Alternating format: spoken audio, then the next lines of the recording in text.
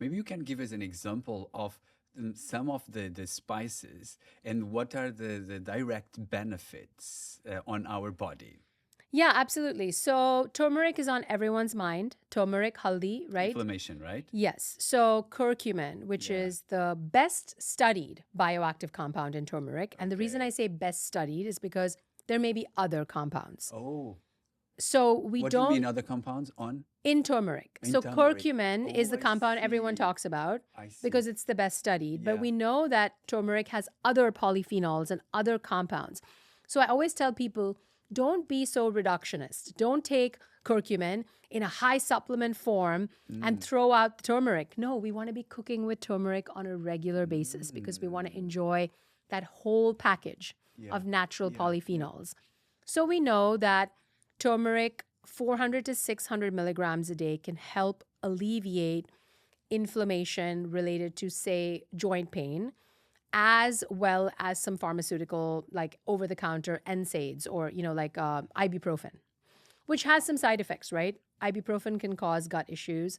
So, for some people who are struggling with arthritis, having a high dose curcumin supplement in that 400 to 600 milligram range can be beneficial. Mm.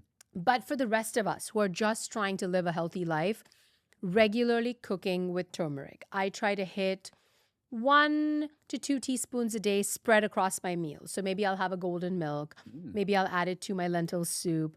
Maybe I'll use a little bit in my stir fried veggies. I'm kind of building it through the day and trying to get a couple of teaspoons a day, which may help just kind Mm. of calm chronic inflammation. We know that cinnamon is pretty well studied for its effects on blood sugar Yeah, balance. that's what you said. So, having 1 to 2 teaspoons of cinnamon a day, I like to recommend the Ceylon cinnamon varietal Mm. because cassia cinnamon, which is the common kind that is found in high enough concentrations, may cause a liver toxicity issue because of a compound called coumarin, whereas Ceylon cinnamon doesn't really have much coumarin. So, if you're enjoying larger amounts of cinnamon on a regular basis, I would say go out of your way to find Ceylon cinnamon. It's a little bit brighter, more citrusy. It's lovely. I add it to my oatmeal. There's always cinnamon in my daily chai. I sometimes add it to my coffee, in my smoothie. You can also cook with it. You can add it to a chili, or it's in garam masala, which is used in Indian cooking. So don't only think of cinnamon as a sweet spice. If you are someone who is struggling with blood sugar balance, being mindful about adding a couple teaspoons a day can be really helpful. Mm. And then we have some really interesting studies on the power of spice blends. So we tend to think of like, I have this ailment. I want to OD on this one spice and solve my ailment. Again, this kind of reductionist silver bullet thinking. The research Oh, I actually see. suggests that spice blends may be more potent. So there's some interesting studies Because they looking. complement each other. Correct. So Wow, spices so have these cool. individual compounds that interact, for example, with the inflammatory cascade in our cells. Inflammation is a very complex cascade. It's not like one molecule, it's an orchestra. We want inflammation in the right place Yeah, at the right time, yeah. and then we want it to shut off.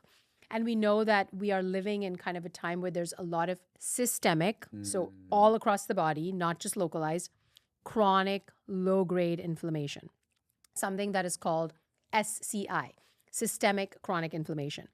And we don't want too much of that because it can set the stage for a lot of chronic diseases like cancer, like cardiovascular disease, even diabetes, even neurological issues.